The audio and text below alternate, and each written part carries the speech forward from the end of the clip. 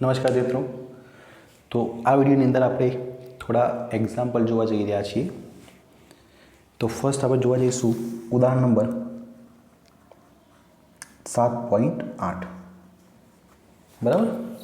મેં તમને શરૂઆતમાં લખાયો હતો પણ સોલ્વ નહોતો કરાયો, તો આજે વિડીયોની અંદર આપણે એને સોલ્વ કરાવી દઈશું। ઉદાહરણ 7.8 ઇમ્પોર્ટન્ટ છે। 7.8 અને 7.9 બંને ઉદાહરણ ઇમ્પોર્ટન્ટ છે, તૈયાર આપણે કરી દેવાના। તો એકવાર તમે રકમ વાંચો, તમને કયા કયા ઇન્ફોર્મેશન, કઈ કઈ ડેટા તમને આપ્યું છે, કઈ કઈ માહિતી તમને આપી છે, આપણે અહીંયા નોંધી લઈએ। તો જો જરા મહત્તમ મૂલ્ય બેટા તમને આપ્યું છે VM લખીએ આપણે। મહત્તમ મૂલ્ય કેટલું આપ્યું છે જુઓ જરા, તો કે 283 વોલ્ટ બરાબર। પછી આવૃત્તિ તમને આપી છે F કેટલા આપ્યા છે 50 હર્ટ્ઝ। અવરોધ બેટા R તમને આપ્યો છે 3 ઓમ। ઇન્ડક્ટર L તમને આપ્યું છે 25.48 મિલી એટલે 10³ હેનરી। અને કેપેસિટન્સ બેટા તમને આપ્યું છે 796 માઇક્રો એટલે 10⁻6 ફેરેડ બરાબર। શોધવાનું શું છે આપણે, તો કે આપણે શોધવાનું છે પરિપથનું ઇમ્પિડન્સ શોધવાનું છે, Z આપણે શોધવાનું છે। સેકન્ડ એના પછી કળા તફાવત ફાઈ આપણે શોધવાનું છે। થર્ડ પાવર કેટલો વ્યય થાય એ આપણે શોધવાનું છે।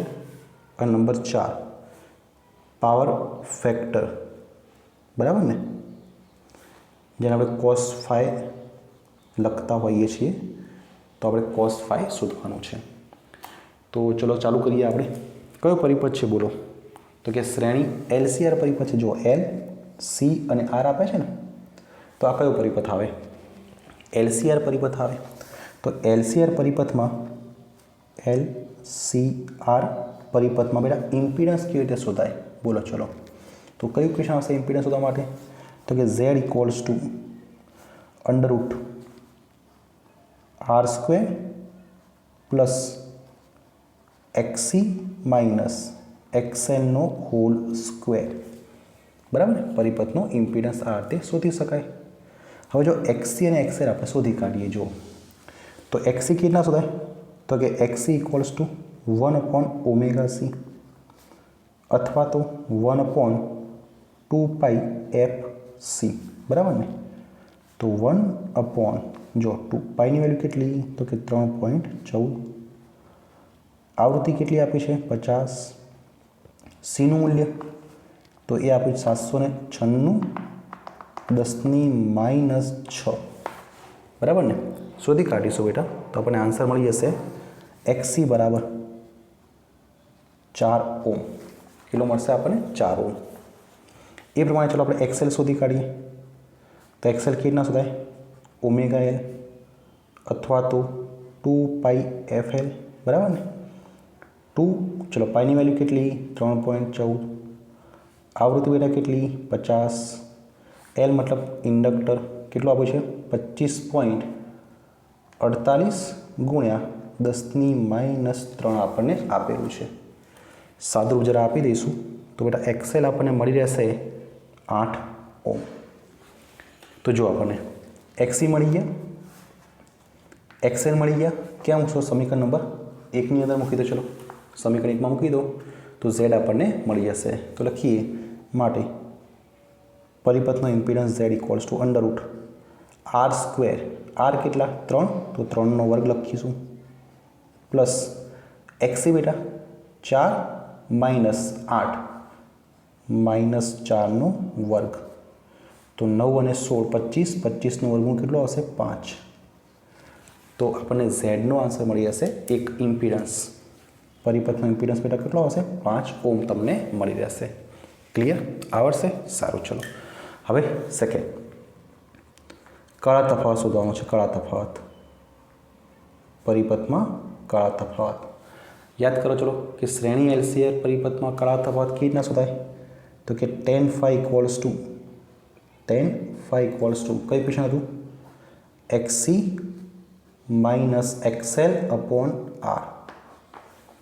વેલ્યુ મૂકવાનું ચાલુ કરીએ, તો માટે tan phi equals to જો XC કેટલા 4, XL 8 અને R બેટા કેટલા 3 છે, તો માટે tan phi કેટલા આવશે તો કે -4/3 કેટલા આવશે 4/3. હવે કયો ખૂણો આવશે તો મે બી તમને મેં એક ટ્રાયંગલ શીખવાડ્યો છે, તમે યાદ કરો જરા. એક ટ્રાયંગલ બેટા હતો 53નો અને એક હતું 37નો. જો ફરતી એકવાર સમજી લો, ના આવડતું હોય તો માની લો બેટા અહીંયા 37 છે, 37 ડિગ્રી 37નો ટ્રાયંગલ છે. તો યાદ રાખજો કે જો 37 ડિગ્રી હોય ને અહીંયા સામે 3 આવે, અહીંયા 4 આવે, ના તો બેટા પાયથાગોરસથી શોધી શકાય 5 આવે, બરાબર ને. એક બીજો તમે ટ્રાયંગલ યાદ રાખજો કે જેની અંદર આ ખૂણો બેટા 53 લેવામાં આવે, 53, બરાબર. તો સામે અહીંયા 4 આવશે, અહીંયા 3 આવશે, અહીંયા બેટા કેટલો આવશે 5, બરાબર. તો બે ટ્રાયંગલ આપણે યાદ રાખીશું, એક 37નો એક 53નો. જો 37 સામે 3 આવે, 53 સામે 4 આવે. હવે જો અહીંયા tan 4/3 સમજો તો tan થીટા મતલબ સામેની ભાગ્યા પાસેની આવશે. તો જો અહીંયા કયું લાગુ પડશે, અહીંયા tan 37 માં શોધો તો 3/4 આવે, આપણે તો 4/3 જોઈએ છે, તો tan 53નો ઉપયોગ કરી શકાય. tan 53 તમે જુઓ 4/3, બરાબર ને.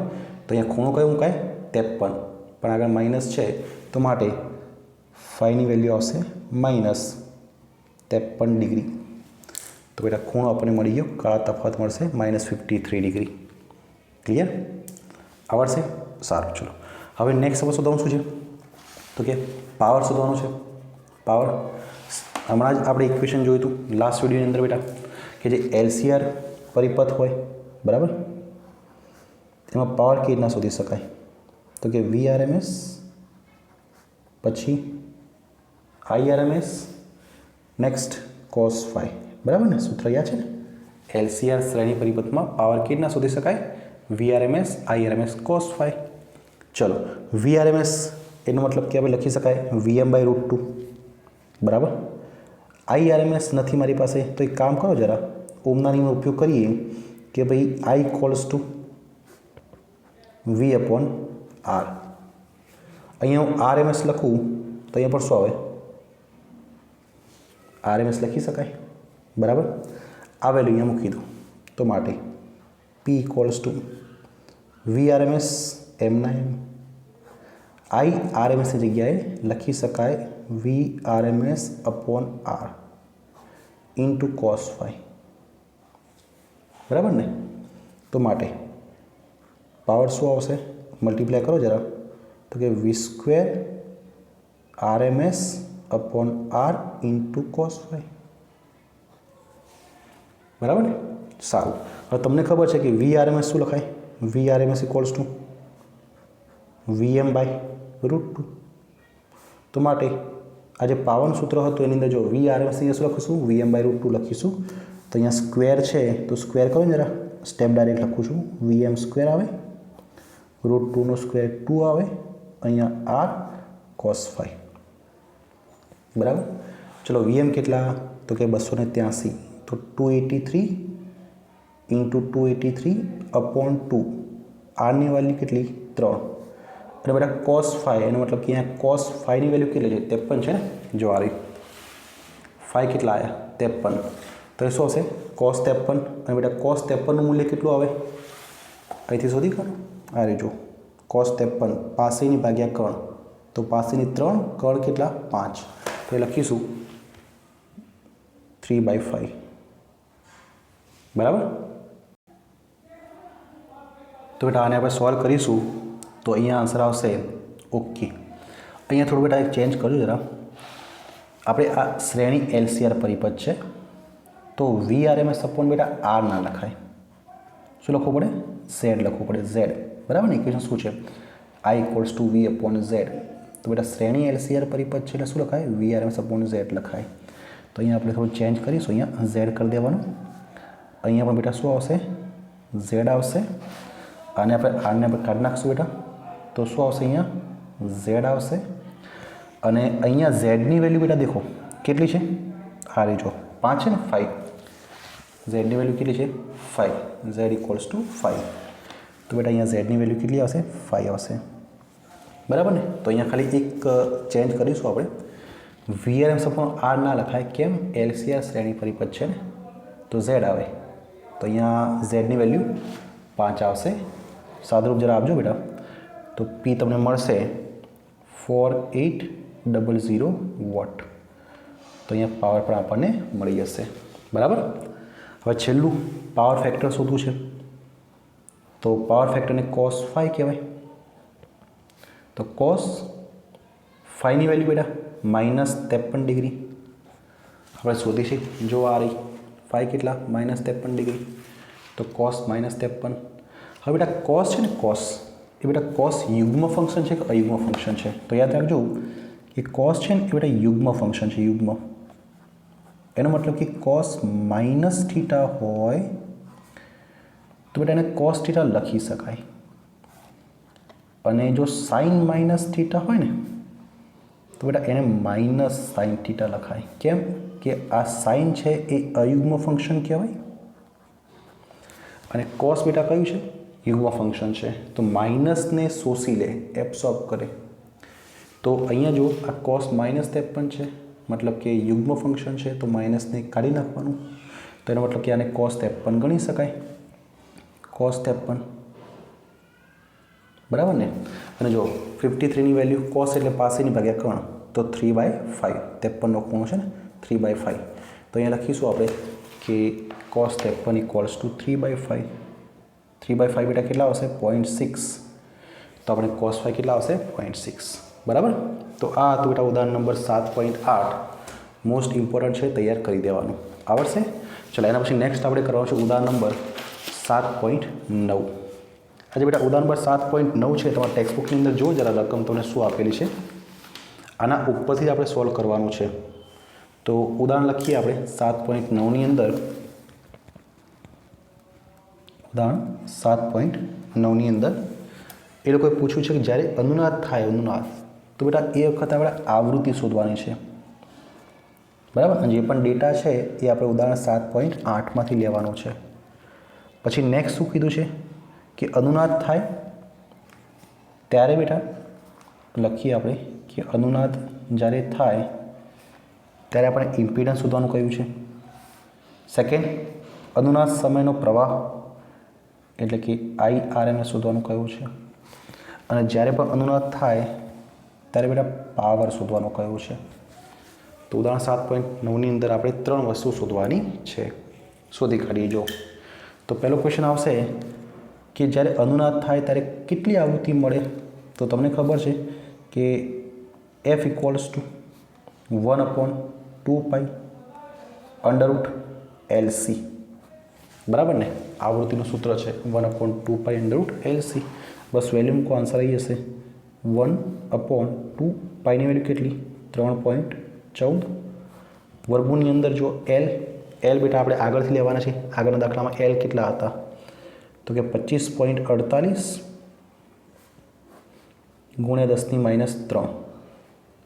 અને આગળના દાખલામાં કેપેસિટરનું મૂલ્ય કેટલું હતું? C તો કે 796 માઇક્રોફેરેડ હતું.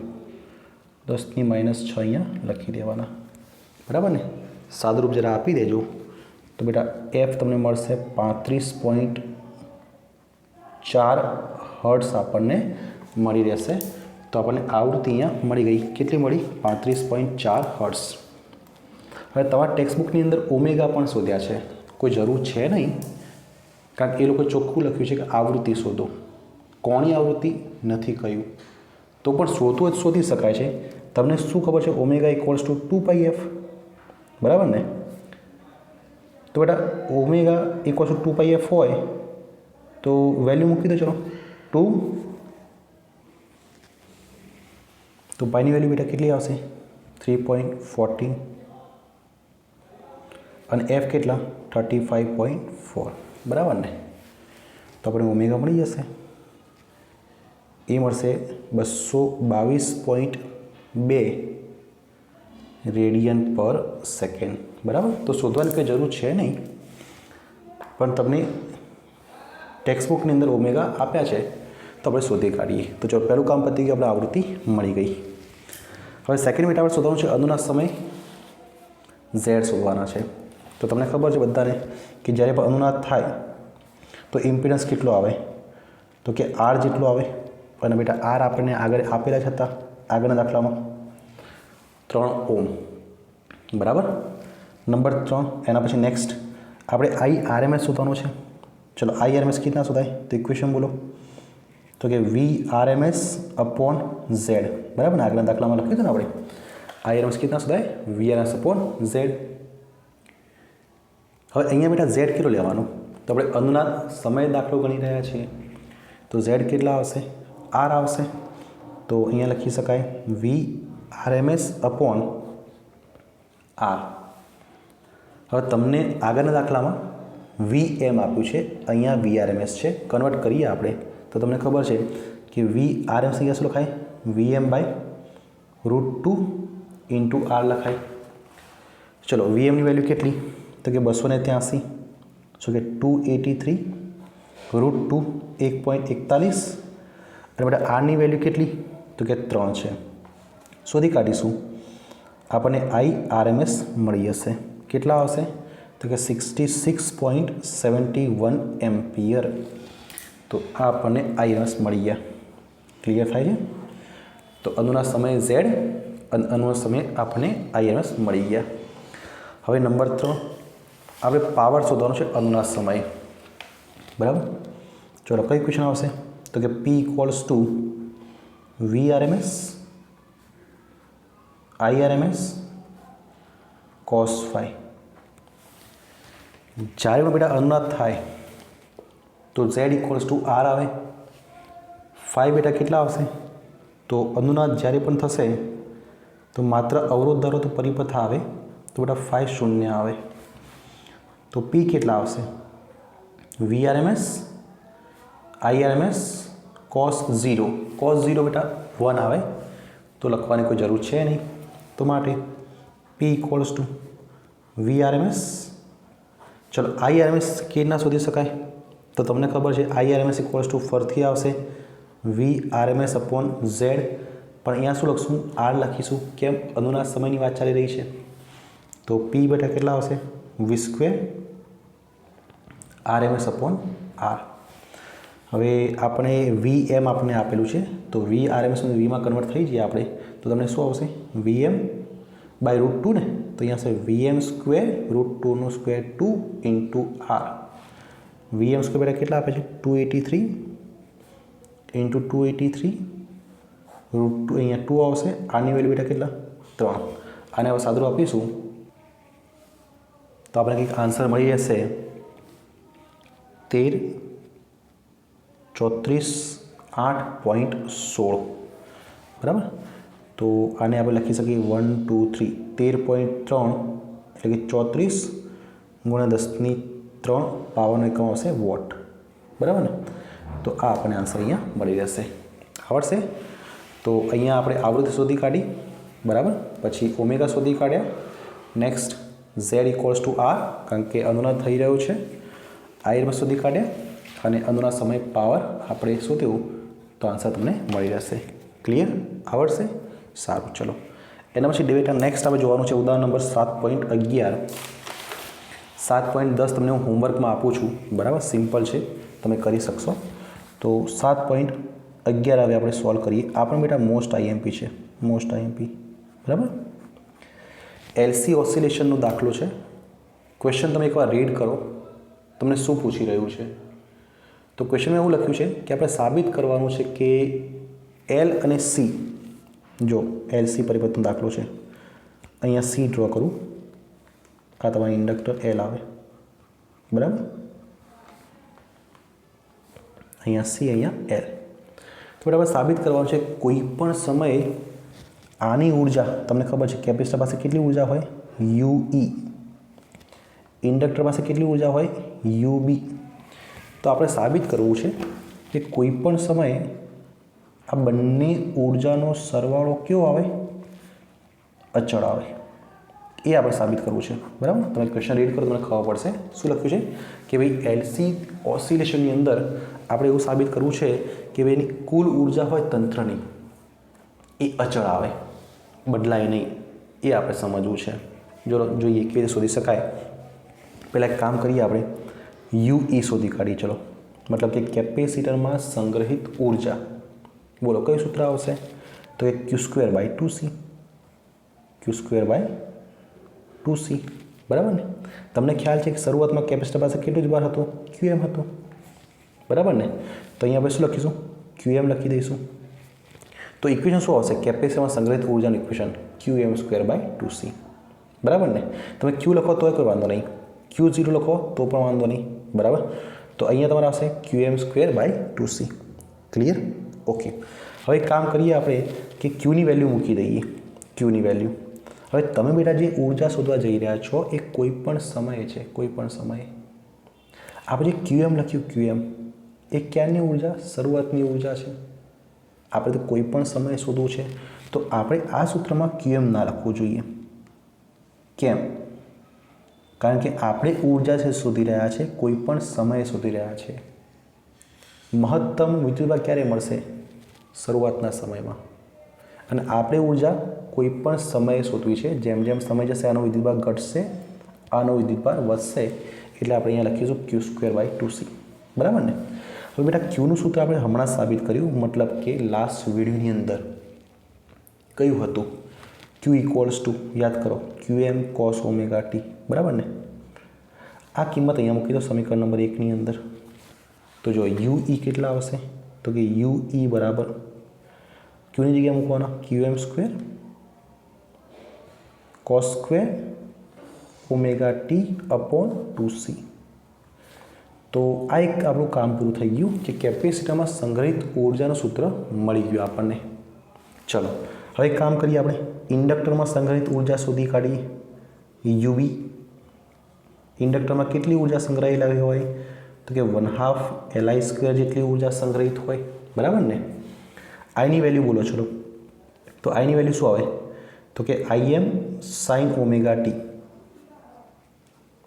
અને બેટા આઈની વેલ્યુ શું હતી? આ Imની વેલ્યુ શું હતી? તો તમને ખબર છે એની વેલ્યુ હતી Qm ω sin ωt. એલસી ઓસિલેશનની થિયરી યાદ કરો. પ્રવાહનું સૂત્ર હતું Qm ω sin ωt. તો આ કિંમત અહીંયા મૂકી દઉં તો UB શું આવશે? UB = 1/2 L I². બેટા આનો સ્ક્વેર કરવો પડે, શું આવશે? Qm² ω² sin² ωt, બરાબર ને. હવે તમને ખબર છે કે ω = 1/√LC. યાદ કરો, કોણીય આવૃત્તિ. તો બેટા અહીંયા ω² છે, તો માટે શું લખાય? UB = 1/2 L Qm² ઇન્ટુ ω² છે ને, એટલે અહીંયા સ્ક્વેર કરો જરા, તો 1/LC આવે. શું લખવાનું બાકી રહ્યું? sin² ωt લખવાનું બાકી. જો આ L કેન્સલ, તો બેટા UB કેટલા આવશે? તો ઉપર આવશે Qm², નીચે આવશે 2C, અહીંયા આવશે બેટા sin² ωt. તો જો આપણને UB મળી ગયું, આપણને UE મળી ગયું, બરાબર ને. 2C છે. હવે બંનેનો સરવાળો કરવાનો, કારણ કે આપણે તંત્રની કુલ ઉર્જા શોધવી છે. તો આપણે લખીએ તંત્રની કુલ ઉર્જા U બરાબર શું ઇક્વેશન હતું? તો કે ટોટલ ઉર્જા આવશે UE + UB. જો UE આપણે શોધાઈ ગયા, કેટલા આવ્યા? Qm² cos² ωt/2C plus UB પણ શોધાઈ ગયા, કેટલા આવ્યા? Qm² sin² ωt/2C આવે, બરાબર. વેલ્યુ મૂકી, બોલો શું કોમન નીકાળશો? તો કે Qm² /2C કોમન નીકળે, તો અહીંયા આવશે cos² ωt plus sin² ωt. હવે તો મેથેમેટિક્સ થોડું ઘણું આવડતું હશે. sin² θ પ્લસ cos² θ 1 થાય, तो जो अहींया छे cos square omega T plus sin square omega T 1 थई जाए तो बेटा कुल ऊर्जा केटली आवशे तो कि qm स्क्वेर बाय 2c बराबर। तो अहींया તમે જોઈ શકો जो कुल जे ऊर्जा आई एमां अहींया समयनुं पद नथी आवतुं एनो मतलब कि आ ऊर्जा बेटा केवी कहेवाय अचल कहेवाय शुं कहेवाय अचल। तो बस साबित कर दीधुं आपणे कि भाई एलसी परिपथ में कोईपण समय तंत्रनी ऊर्जा केवी आवे छे अचल रहे छे आवड़शे ओके। अहींया के समय नहीं आवतो ने मतलब कि आ अचल कहेवाय। तो मोस्ट इम्पोर्टન્ટ उदाहरण है ध्यान राखवानुं तैयार कर देवानुं। हवे जो आपणे ચોપડીની અંદર આપણે એક સ્વાધ્યાયનો બેટા એક દાખલો સોલ્વ કરીશું આના જેવો ને જેવો છે અને એ તમારી પાસે છે સ્વાધ્યાયનો 7.8 સ્વાધ્યાયનો 7.8 બરાબર। આપણે આને સોલ્વ કરીએ। એકવાર તમે રકમ વાંચો શું કહે છે તો બેટા તમને શરૂઆતનો વિદ્યુતભાર આપે જો Q0 લખો QM લખો અથવા QM બરાબર। શરૂઆતનો વિદ્યુતભાર મહત્તમ હોય ને કેપેસિટર પરનો કેટલો આવે 6 મિલી એટલે 10⁻³ કુલમ। તો આપણે ઊર્જા શોધવાની છે ઊર્જા ચલો કેવી રીતના શોધી શકાય તો તમને ખબર છે કેપેસિટર પાસે કેટલી ઊર્જા રહેલી હોય તો કે qm સ્ક્વેર બાય 2c બરાબર ને। qm मतलब 6 × 10⁻³ 2 અને c ની વેલ્યુ બેટા તમને આપી જો 30 માઇક્રોફેરેડ તો 30 × 10⁻6 सादरू आपी दीजो तो यू बेटा आवशे 0.6 जूल आवशे केटला आवशे 0.6 जूल। हवे शुं कहे छे कि कोईपण समय आ ऊर्जा केवी रहेशे तो आपणे हमणां साबित कर्युं कि अहींया एलसी दोलनोनी अंदर कोईपण समय ऊर्जा बेटा केवी रहे अचल रहे। मानी लो कि शरूआतमां आ ऊर्जा 0.6 जूल हती तो कोईपण समय बेटा एनी ऊर्जा केटली आवशे 0.6 ज आवे बराबर ने। कुल ऊर्जा केवी होय समय साथे अचल होय तो आनो आंसर आवशे कि कोईपण समय ऊर्जा केवी आवशे अचल आवशे अने एनुं मूल्य आवशे 0.6 जूल कोई बदलाव ना थाय बराबर। जो तमने एलसी दोलन फरती समजावुं जो तमने याद होय तो याद करो आ केपेसिटर हतुं आ इंडक्टर हतुं बराबर। मानी लो कि आनी पासे शरूआतमां 100 जूल ऊर्जा छे शरूआतमां तो आनी पासे केटली हशे 0 हशे तो टोटल ऊर्जा केटली आवे तो कि 100 + 0 केटली आवे 100 आवे बराबर ने। हवे आनी ऊर्जा समय साथे वधे घटे घटे आनी वधशे। मानी लो कि आनी घटती घटती केटली थई गई 50 अने आनी वधती वधती केटली थई गई 50 बोलो आंसर केटलो आव्यो 100 थई गयो। हवे आ प्रोसेस चालू रहेशे एक समय एवो आवशे कि आनी ऊर्जा महत्तम आवशे केटली बेटा 100 अने आनी ऊर्जा शून्य थई जशे तो आंसर केटलो आवशे 100। जो कोईपण समय परिपथनी ऊर्जा केटली आवे छे जे शरूआतमां हती ए ज अचल रहे अचल। हवे शरूआतमां केटली ऊर्जा हती 0.6 जूल तो बेटा कोईपण समय केटली आवशे 0.6 जूल ज आवशे क्लियर। तो आ प्रमाणे आ विडियोनी अंदर આપણે 3 દાખલા સોલ્વ કર્યા 3 થી 4 દાખલા સોલ્વ કર્યા એકવાર તમે રિપીટ કરજો બરાબર। બાકીના આપણે દાખલા નેક્સ્ટ વિડિયોની અંદર કવર કરીશું। ઓકે બેટા।